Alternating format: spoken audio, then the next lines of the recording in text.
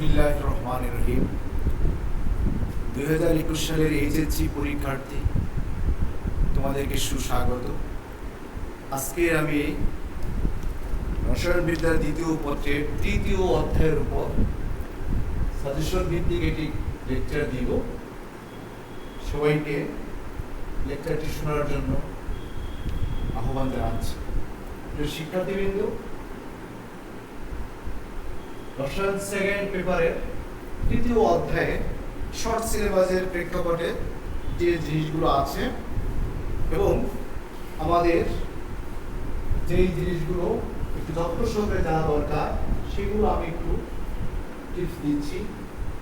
প্রথমে আমরা ঘনমাত্রা প্রকাশের একক এর সমন্বয়, ঘনমাত্রা প্রকাশ একক সমন্বয়, এটার বক্তব্য হচ্ছে যে আমরা মোলারিটি, নরমালিটি, মোলারিটি, মোল ভরাংশ আমরা কি কি একক পাচ্ছি?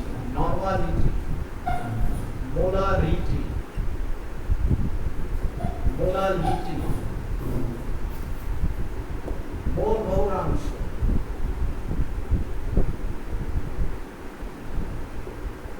ppm। আমরা এই জাতীয় এককগুলো বেশি ব্যবহার করি। এই জাতীয়গুলো এখান থেকে আমাদেরকে পারস্পরিক রূপান্তর জানতে হবে। মোলারিটি থেকে কিভাবে ppm আনা যায় বা শতকরা পরিমাণ আনা যায়, তারপরে আমরা ppm থেকে কিভাবে আমরা মোলারিটি পেতে পারি, এই জিনিসগুলো আমরা মোলারিটি কিভাবে তাকে আমরা ppm আনতে পারি, এই সমন্বয়টা আমাদের জানা দরকার। কারণ এটা আমাদের কি জন্য গুরুত্বপূর্ণ, সেটা ফর কোশ্চেন নাম্বার কম পাবলিক এমসিকিউর জন্য বিশেষভাবে গুরুত্বপূর্ণ। আরেকটা জিনিস গুরুত্বপূর্ণ ফর অ্যাডমিশন টেস্টের জন্য গুরুত্বপূর্ণ। প্রিয় শিক্ষার্থীবৃন্দ, এই যে ঘনমাত্রার প্রকাশের এককের সমন্বয় বা একটা থেকে একটা রূপান্তর, এই রূপান্তর জিনিসটা আমাদের তিনটা জিনিসের জন্য গুরুত্বপূর্ণ। একটা হলো সৃজনশীল প্রশ্নের পর টাইপ প্রশ্নের উত্তর জানার জন্য, এমসিকিউ প্রশ্ন হতে পারে, এবং অ্যাডমিশন টেস্টে তোমরা যে ভর্তি পরীক্ষা দিবে সেই ভর্তি পরীক্ষা এখান থেকে কোশ্চেন হয়।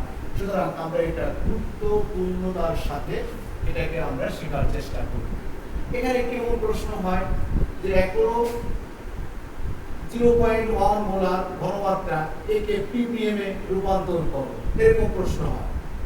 আবার আমরা যদি দেখি পার্সেন্টেজের তিনটা ধারণা আছে, w/w, w/v, v/v, অর্থাৎ এখানে দেখা গেল শতকরা পরিমাণকে বলা হলো যে ppm এ রূপান্তরিত করো। তাহলে আমরা এই রূপান্তর বিষয়টা ভালো করে জানার চেষ্টা করি।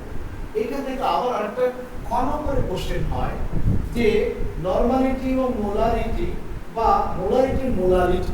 আমরা মোলারিটি মোলালিটির মধ্যে আসি যে কোনটা তাপমাত্রার উপর নির্ভরশীল, কোনটা তাপমাত্রার উপর নির্ভরশীল না। এইটা একটা কোশ্চেন হয়, সেটা কোশ্চেন ক্ষয়ের জন্য গুরুত্বপূর্ণ। এই ব্যাখ্যা ক্ষয়ের জন্য চাওয়া হয়, তো এটা একটা গুরুত্বপূর্ণ কোশ্চেন এই চ্যাপ্টারে। মোলারিটি এবং মোলালিটি এর ক্ষেত্রে কোনটা তাপমাত্রার উপর নির্ভরশীল, এটা আমাদের খেয়াল করতে হবে। প্রিয় শিক্ষার্থীবৃন্দ, আমরা এর পাশাপাশি এটা আমাদের গাণিতিক টার্মের কোশ্চেন বটে, আমাদের এখানে গণিতের সমাধান করা লাগতে পারে। এই জিনিসগুলো আমরা গুরুত্বপূর্ণতার সাথে দেখব ইনশাআল্লাহ। এবার শিক্ষার্থীবৃন্দ, আমরা এই চ্যাপ্টারে আরেকটা গুরুত্বপূর্ণ বিষয় আছে, সেটা হলো টাইট্রেশন। টাইট্রেশন, এই টাইট্রেশন কি, এটা ক নম্বরে প্রশ্ন হতে পারে। কিন্তু এই টাইট্রেশনের প্রেক্ষাপটে একটা বহু সৃজনশীল প্রশ্ন হতে পারে, যেটা গ ঘ এর জন্য আমাদের গুরুত্বপূর্ণ। সেটা কেমন প্রশ্ন হতে পারে সেটা আমরা একটু আসি। এই টাইট্রেশনের বেলায় আমাদের যেটা দেখা যায় অ্যাসিড ক্ষার টাইট্রেশন।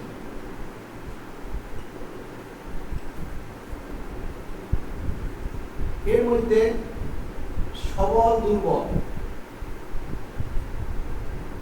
সবল অ্যাসিড যোগ সবল ক্ষার, দুর্বল অ্যাসিড যোগ দুর্বল ক্ষার, সবল অ্যাসিড যোগ দুর্বল বা মৃদু ক্ষার। আবার দুর্বল অ্যাসিড অথবা মৃদু অ্যাসিড প্লাস সবল ক্ষার। এদের এই চারটা ক্রাইটেরিয়ায় টাইট্রেশনের রেখাচিত্র নিয়ে কোশ্চেন করা হয়। কারণ কোনো জায়গায় দেখা যাবে যে পিএইচ স্কেলের ক্ষেত্রে কোনোটার ক্ষেত্রে রেখা অর্থাৎ সাম্যবিন্দু সেটা অতিক্রম করে গিয়েছে, তার নিচে আছে। এখানে এই চারটা জিনিসের বিষয় নিয়ে প্রশ্ন করা হয়। তবে যদি এখানে ক্রিয়েটিভ কোশ্চেন করা হয়, ডিরেক্টলি এরকম লেখা হয় না।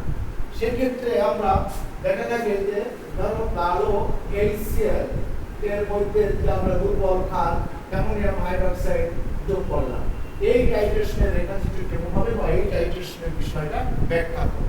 তো এখানে বুঝে নিতে হবে এটা সবল অ্যাসিড, এটা দুর্বল ক্ষার, সেই প্রে করে নিতে হবে। তাহলে শিক্ষার্থীবৃন্দ আমাদের এখানে জানতে হবে কারা সবল অ্যাসিড, কারা সবল ক্ষার, কারা দুর্বল অ্যাসিড, কারা দুর্বল ক্ষার। তার মানে আমাদের এখানে আরেকটা ট্রিক্স পাচ্ছি। ফর এমসিকিউ কোশ্চেন হয় বা খ নম্বর কোশ্চেন হয় যে পারক্লোরিক HCl O7, তারপরে H2SO4 অম্লের রাজা বলা হয় থাকে, তারপরে আমরা নাইট্রিক অ্যাসিড, হ্যাঁ, এই যে কতগুলো অ্যাসিড আমরা অক্সিজেন আনলাম, এই অক্সিজেনের মধ্যে শক্তির পূর্বধারা অনেক সময় প্রশ্ন করা হয় যে এই অ্যাসিডের মধ্যে কোনটা তীব্র অ্যাসিড, কোনটা দুর্বল অ্যাসিড, অথবা এদের শক্তির পূর্বধারাটা বের করো। এটা আমরা সবাই জানি যে অক্সিজেনের কেন্দ্রীয় মৌলের জারণ সংখ্যা প্রেক্ষাপটে বিবেচনা করে আমরা এটা অ্যান্সার করতে পারি, অথবা অক্সিজেন এবং হাইড্রোজেনের পরমাণু সংখ্যার ব্যবধান দিয়ে করতে পারি। এই যে বিষয়গুলো আছে, এই বিষয়গুলো মাথায় রেখে আমাদের এই প্রশ্নের উত্তরটা জানার চেষ্টা করতে হবে। তাহলে কি প্রশ্ন হলো, অ্যাসিড সমূহের শক্তির পূর্বধারা কিভাবে নির্ণয় করা যায়। আর এটা যদি আমরা জানি তাহলে আমরা এই অ্যাসিডের টাইট্রেশনের ক্ষেত্রেও আমরা অ্যাসিড উল্লেখ করে ক্ষার উল্লেখ করে আসলেও বুঝবো কোন ক্রাইটেরিয়ায় পড়েছে, সেই ক্রাইটেরিয়া বিশেষ করে আমরা তার রেখাচিত্রটা আমরা অনুধাবন করতে পারি। এবং এটা একটা গুরুত্বপূর্ণ ক্রিটিক প্রশ্নের পার্ট, এটা খেয়াল করতে হবে। এবং এখানে প্রশ্নবিন্দু নিয়ে কিন্তু কথা হয়, এই প্রশ্নবিন্দু কিভাবে নির্ভর করবো এটা নিয়ে এখানে পড়াশোনা করতে হবে, জানতে হবে। আবার এই টাইট্রেশনের বেলায় আরেকটা ফ্যাক্টর রয়েছে ইন্ডিকেটর মানে নির্দেশক। এই নির্দেশকের সংজ্ঞা চাইলে এটা পরে প্রশ্ন হতে পারে।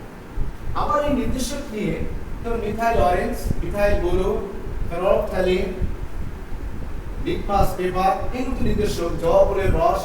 এখানে প্রশ্ন করা হয় যে এই টাইট্রেশনে কোন ধরনের নির্দেশক উপযুক্ত, এই ধরনের বেলায় কোন ধরনের নির্দেশক উপযুক্ত, এই ধরনের টাইট্রেশনের কোন ধরনের নির্দেশক উপযুক্ত, এই ধরনের বেলায় কোন ধরনের নির্দেশক উপযুক্ত। অর্থাৎ অ্যাসিড এবং ক্ষারের ক্রাইটেরিয়ার উপর ভিত্তি করে আমাদের নির্দেশক সেট করতে হয়। এইটার সম্পর্ক আমাদের সঠিক ধারণা থাকতে হবে, কারণ এখান থেকে কিন্তু গ এবং ঘ নম্বরে কোশ্চেন করা হয়। তাহলে শিক্ষার্থীবৃন্দ টাইট্রেশনের প্রেক্ষাপটে কিভাবে প্রশ্ন হতে পারে, টাইট্রেশনের প্রেক্ষাপটে প্রশ্ন হতে পারে ফর ক টাইট্রেশন টি, এটা হতে পারে। আবার অ্যাসিড সমূহের শক্তিটা কিভাবে নির্ণয় করতে হয়, অথবা উল্লেখিত অ্যাসিড সমূহের শক্তির ক্রমধারা নির্ণয় করো। আবার হতে পারে নির্দেশক কি, নির্দেশকগুলোর নাম লিখো। অথবা হতে পারে যে এই ক্রাইটেরিয়া টাইট্রেশনের কোন ধরনের নির্দেশক উপযুক্ত, এই ধরনের প্রশ্নগুলো এখান থেকে হতে পারে। এবং এই প্রশ্নগুলো উত্তর অত্যন্ত সহজ, সেই সহজ প্রশ্নটা আমরা খেয়াল করব। অর্থাৎ দেখব যে তীব্র যদি বেশি অ্যাসিড হয় তাহলে অ্যাসিডের যে পিএইচ স্কেল সেটা 7 এর নিচে থাকে, ক্ষার যদি বেশি হয় কোথায় থাকে, সেই প্রেক্ষাপট বিবেচনা করে ওই পয়েন্টের ভিত্তি করে কিন্তু আমরা এখানে ব্যাখ্যাটা আসতে পারি। তাহলে আমি যে ইঙ্গিত দিলাম যে এই ব্যাখ্যাটা জানার জন্য আমাদের পিএইচ স্কেল 0 up to 14, হ্যাঁ, এই যে 14 মিডিল 7, এটা অ্যাসিড থাকলে কোন জায়গায় থাকে, ক্ষার থাকলে কোথায় থাকে, এটা বুঝতে হবে। এবং এর মধ্যে যে সবল তার উপর বেস করে তার রেখাচিত্রটা শিখতে যাবে, এই জিনিসটা কাজে লাগাবে। এবার আরেকটা গুরুত্বপূর্ণ পার্ট জারণ বিজারণ বিক্রিয়া, এই পার্টটা দেখে আরেকটা গুরুত্বপূর্ণ কোশ্চেন হতে পারে সৃজনশীল, সেটা নিয়ে আমি এখন আলোচনা করতে চাই। জারণ বিজারণ পার্টটা নিয়ে কি ধরনের কোশ্চেন হতে পারে। শিক্ষার্থী বিন্দু, প্রথমে আমরা ক নম্বরের জন্য হতে পারে জারণ কি, বিজারণ কি, জারক কাকে বলে, বিজারক কাকে বলে, এটা হতে পারে। আবার আমরা আসতে পারি ফর্মুলা ব্যাখ্যার জন্য যে জারণ বিজারণ যুগ্ম পদে ঘটে ব্যাখ্যা করো।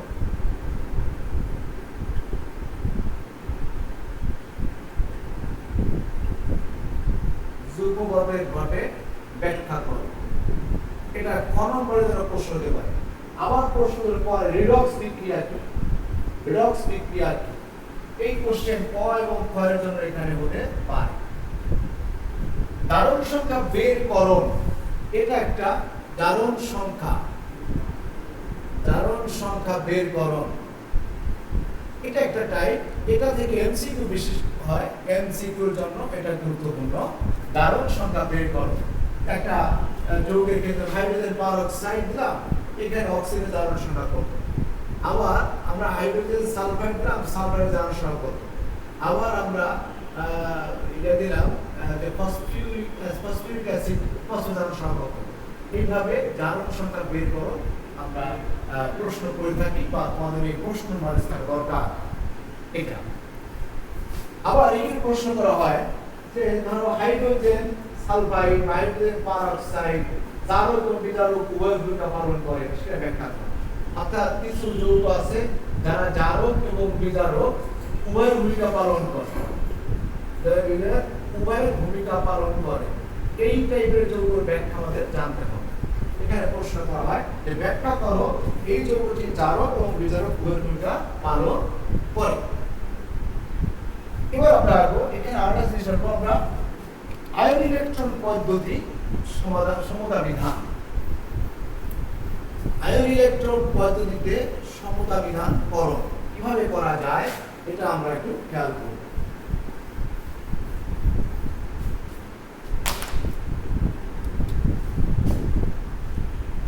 আয়ন ইলেকট্রন পদ্ধতি,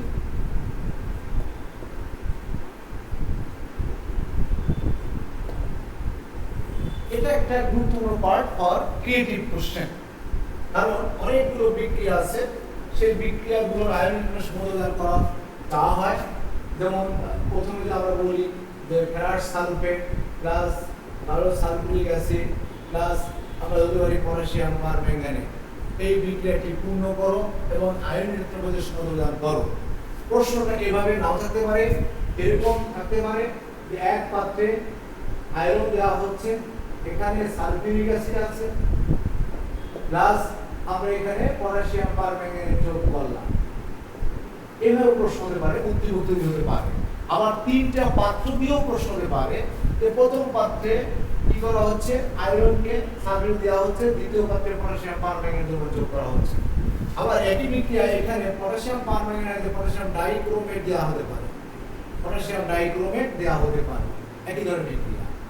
তো আমরা এটা দেখলাম। আবার সোডিয়াম থায়োসালফেট প্লাস আয়োডিনের বিক্রিয়া, এটাও দেওয়া হতে পারে। এটা একটা গুরুত্বপূর্ণ বিক্রিয়া, এই বিক্রিয়াটা আমাদের কাজে লাগবে। তারপরে আমরা আরো আসতে পারি যে হাইড্রোজেন পারঅক্সাইড ব্যবহার করে বিক্রিয়া দেওয়া হতে পারে, অক্সালিক অ্যাসিড ব্যবহার করে বিক্রিয়া দেওয়া হতে পারে। দেখা গেছে যে এখানে আমরা পটাশিয়াম পারম্যাঙ্গানেট আমরা সেই জায়গায় হাইড্রোজেন পারঅক্সাইড সালফিউরিক অ্যাসিড যোগ করে দিতে পারি।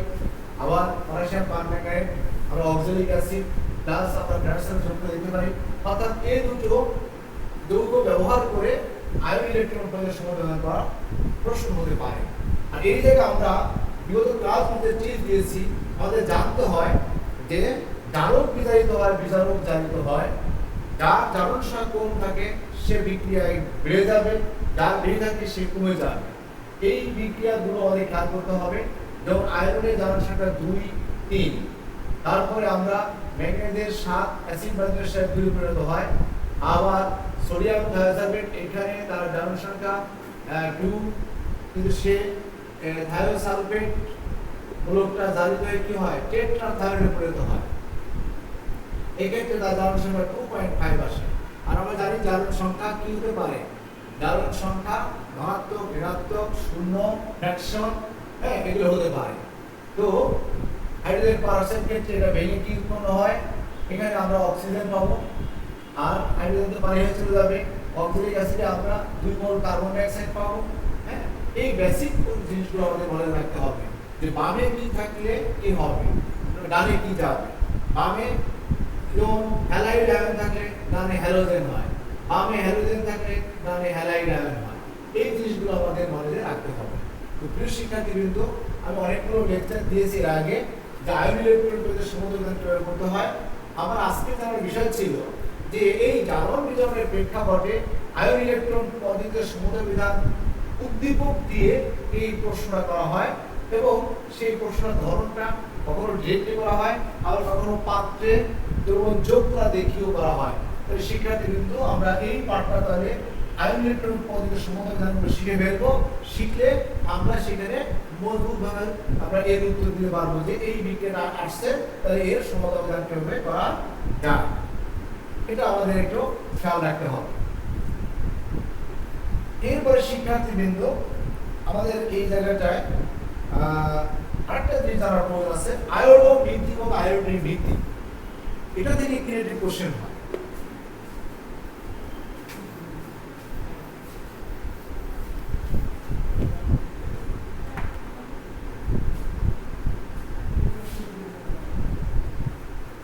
আয়োডো ভিত্তি আর হলো আয়োডিন ভিত্তি।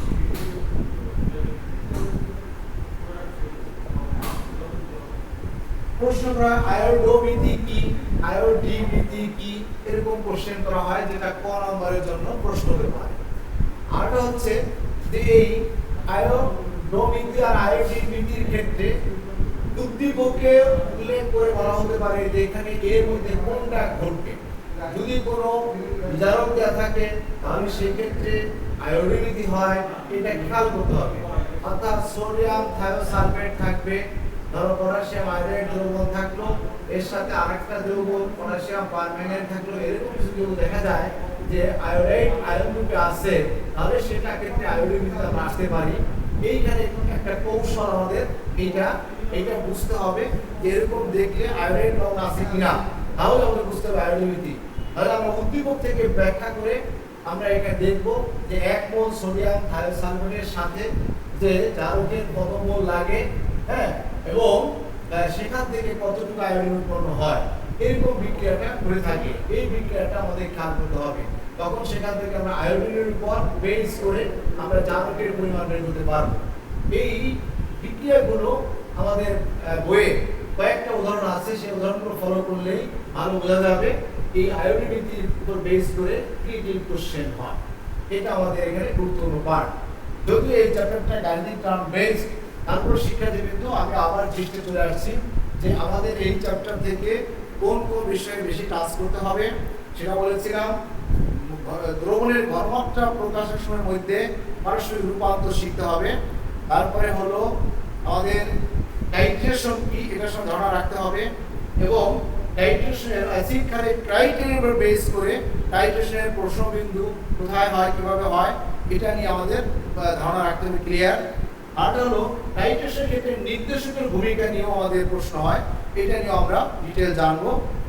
আর জারণ বিজারণ অর্ধ বিক্রিয়া কি, এখানে আরেকটা জিনিস আমি বলে রাখি, দর্শক আয়ন কাকে বলে, কোন নম্বর কোশ্চেন হয় কোন নম্বরের জন্য, দর্শক আয়ন কাকে বলে। এবং এই জারণ বিজারণ অর্ধ বিক্রিয়ার ক্ষেত্রে গিয়ে আয়ন ইলেকট্রন পদ্ধতিতে সমুদ্রবিধান, এটা থেকে গুরুত্বপূর্ণ, এবং এইটা আমাদের ভালো করে শিখতে হবে কতগুলো বিক্রিয়ার সমুদ্রবিধান। হ্যাঁ, আর পাশাপাশি আমাদের আয়োডো ভিত্তি ও আয়োডিন ভিত্তি কি, বা উদ্দীপক থেকে চেনার উপায় কি যে এটা আয়োডিন ভিত্তি হবে। আমি টিপস দিয়েছিলাম আয়োডিন লবণ থাকলে ধরা যায়। তো এই বিষয়গুলো এই চ্যাপ্টার থেকে আমাদের আয়ত্ত করা জরুরি। আশা করি আমরা এই চ্যাপ্টার থেকে এই বিষয়গুলো গুরুত্বতার সাথে দেখব, এবং ইনশাআল্লাহ পরীক্ষায় আমরা ভালো ফল পাব। সবাইকে আজকের এই টিপস দিয়ে এই লেকচারটি আমি এখানে শেষ করছি। সকলকে ধন্যবাদ।